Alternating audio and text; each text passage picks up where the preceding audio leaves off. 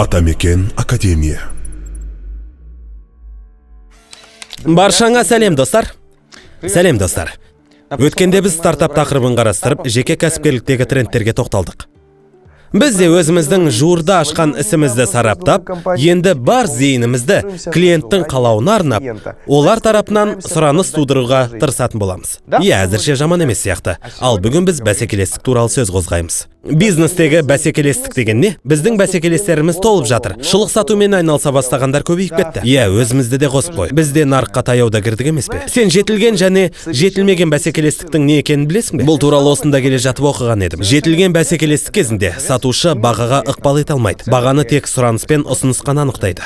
Мысалы, базарға барып алма сатып алғың келсе, сен оны кез келген сатушыдан сатып алуыңа болады. Өйткені онда баға бірдей. Ол жердегі сатушылардың ешқайсысы бағаны өз бетінше көтере алмайды. Көтерем десе әрине, көтере алады. Бірақ онда алма сатушылар өте көп болғандықтан, ол өз бағасын қымбат қоя алмайды. Өйткені алушы бағаларға қарап, ішіндегі арзандауын таңдайды. Егер бағалар бірдей болса, алма сату мүмкіндігің де жоғарылай түседі. Сонда бәсекелес неғұрлым көп болса, баға көтеру құқығыңда азая түсе ме? Құқық емес, мүмкіндігің деген дұрыс болар.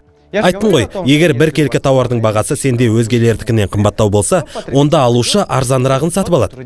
Егер сенің тауарың ерекше болса, онда баға мәселесін өзің шешіп, қаласаң көтересің немесе түсіресің. Мен кеше өз досымнан шоғырланған маркетинг стратегиясы туралы естідім. Ол маған түсіндіріп бақты, бірақ мен көп нәрсені ұға алмадым. Сен соның не екенін білесің бе? Мен бұл тақырып бойынша YouTube'тан видео көрген едім. Мысал келтіре отырып түсіндірейін. Сенде әйелдердің киімін шығаратын фабрика деп айталық. Бәсекелестік өте жоғары, әрі сегменті тым ауқымды. Содан сен аяғы ауыр әйелдерге арнап киім тігуді жөн көресің. Бірақ өзіңнің жаңа клиенттерің нені қалайды, соны назарда ұстайсың. Аяғы ауыр әйелдерге арнап киім тігетін фабрикалар онша көп емес. Сондықтан сенде бәсекелестер саны азаяды. Сосын, сен киімдерді арнайы орындарда, мысалы, нәрестелерге арналған дүкендердің жанында, немесе болашақ аналарға арналған курстар өтетін жердің маңайында сатасың. Біз осы неге екіқабат әйелдерге арналған шұлық сатпаймыз? Меніңше бұл орынды идея емес. Спикерге қояр сұрақтарың бар ма? Мен спикерден, бәсекелестерден қалай озуға болатынын сұрағым келеді. Орынды сұрақ. Ал маған тікелей және жанама бәсекелестер туралы мысал келтіре отырып айтып берген қалай. 8-ші сабақ қазіргі кездегі бәсекелестіктің дамуы. Атамекен Академия. Баршаға сәлем. Бүгін біз бәсекелестікті талқылайтын боламыз. Сонымен, бәсекелестік пен бәсекелік күрес дегеніміз не? Сіз әуелі стартап бастаған кезде өзіңіз үшін қандай нарық сегментін таңдайтыныңызды түсініп алуыңыз керек. Яғни, масс-маркетші болғыңыз келе ме әлде элиталы өндіруші ме дегендей. Біз хоум макаронды ашқан кезде өзімізге орташадан сәл-сәл жоғары сегментті таңдадық. Неге? Себебі біз өзіміздің шынымен қымбат тұратын тауарымызды сатқымыз келді. Бәсекелестіктен қорыққаным жоқ.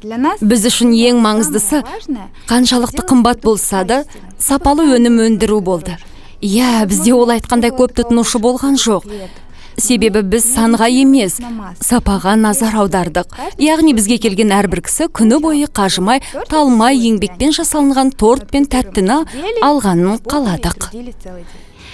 Сондықтан өз ісіңізді бастамас бұрын жақсылап ойланып, мынадай сұрақтарға жауап беріңіз. Бұл бизнестен не алғыңыз келеді? Сіздің идеяңыздың құны қанша? Мүмкін сіз базарда көкөніс сатқыңыз келетін шығар. Немесе өзіңіздің супермаркетіңізді ашып таңдаулы немесе органикалық көкөніс сатуды қалайтын шығарсыз. Міне, соған орай сіздің бәсекелестік ортаңыз пайда болады. Теория бойынша бәсекелестіктің бірнеше түрі бар. Солардың бірі жетілген бәсекелестік. Мысалы, базарға барсаңыз, онда көкөністердің қалай сатылатынын көресіз. Міне сол жақта жетілген бәсекелестік бар, себебі бәрі баға үшін күреседі. Бәрінің тауарының сапасы да, бағасы да бірдей. Одан өзге монополия бар. Монополия деген не? Мысалы, бәріміз үйдегі кранды тұтынамыз. Сіз одан су аласыз, газ қосасыз және жарық қосасыз. Сондай-ақ сіз бұл тауар мен қызметтердің бәрін тек бір ғана компания ұсынып отырғанын білесіз. Олигополия деген түсінік тағы бар. Бұл енді аздап күрделілеу. Мұнда бірнеше компания бар, бірақ ішіндегі бір компания өзгелерден басымырақ келеді. Мысалы, Microsoft алайық. Бағдарламамен қамтамасыз етушілердің сан түрі бар. Бірақ жұрттың бәрі Microsoft'ты біледі және бәрі соны қолданады. Оның орнына өзге бағдарлама түрлерінің қолдануға тырысатындар бар әрине. Дегенмен, жалпы көпшілік Microsoft'ты қолданады. Міне, бұл олигополия. Мен бәсекелестікті күрес ретінде қабылдамаймын. Мен үшін бәсекелестік ең әуелі мүмкіндік деген сөз. Мен міндетті түрде зерттеп, іздеп, қарап, біздікіне ұқсас өнім өндірушілер жайлы біліп отырамын. Не үшін? Әлгі компания ерекше торттарды менен қалай көбірек өндіріп жүргенін түсіну үшін керек. Мен маркетингті зерттейтін болам, бәрін жасап көре берем. Өнімдердің сатылымын кеңейтуге ұмтылып, сол арқылы табысымды көбейтуге тырысам. Бірақ мен ол компаниялармен күреспеймін. Керісінше, оның гүлденуін тілейтін болам. Себебі егер мен сол компанияның деңгейіне жетпеген болсам, демек мен әлі өсуім керек. Сіз өз бәсекелестеріңізге қарсыласым немесе қарсы компания деген көзбен қарамаңыз. Сіз өз бәсекелестеріңізді оларды зерттеу арқылы, маркетингін зерделеу арқылы бәлкім олар қолданса да, сіз қолданбай жүрген түсініктерін тани отырып, қол жеткізетін әлеуетім, көкжиегім, мүмкіндігім деп бағалаңыз. Теорияда бәсекелес деген ұғым бар. Ол сіздің тауарыңызға ұқсас өнім түрін өндіретін компания.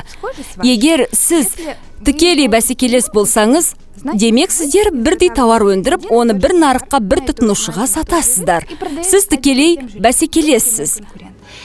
Жанама бәсекелес деп, сіздің тауарыңыздан кішкене айырмашылығы бар өнім өндіретін тұлға немесе компанияны айтамыз. Нарықта өзгелерден озық жүру үшін өзіңіз ұсынып отырған тауардың немесе қызметтің сапасына әрдайым мән беруіңіз керек. Сіз өз клиентіңізді үнемі жетік білуіңіз қажет. Тек оның аты жөнін немесе қандай адам екенін біліп қана қоймай, оған қауымдасым деп қарағаныңыз жөн. Ол адам сізге келді. Ол адам кейін тағы да талай рет келеді. Ал сіз әрқашан оның жоғын тауып беруге дайын тұруыңыз керек. Бұл сабақ сіздерге пайдалы болды деген үміттемін. Күрделі ақпаратты қарапайым тілмен жеткізе алған сияқтымын. Келесі сабақта кездескенше сау бол. Атамекен Академия. О, бұлай бәрі оңай екен ғой. Иә, бірақ іс жүзінде әлде қайда қиындау болса керек. Ол рас. Достар, осымен біздің сабағымыз аяқталды. Үй тапсырмасы: тізімдегі 3 компанияның біреуінің бәсекелестіктегі басымдығын жаз. Мұны Инстаграмға «Академик рвет всех» хэштегімен салыңдар. Мені және Академияны белгілеуді ұмытпа. Ең үздік 3-тік олардың негізін қалаушылармен кездесуге мүмкіндік алып, өздерін қызықтырған сұрақтарын қоя алады. Үй тапсырмасын орындап, сабақтарыңды жіберіп алмаңдар. Келесі сабақта жүздескенше. Атамекен Академия.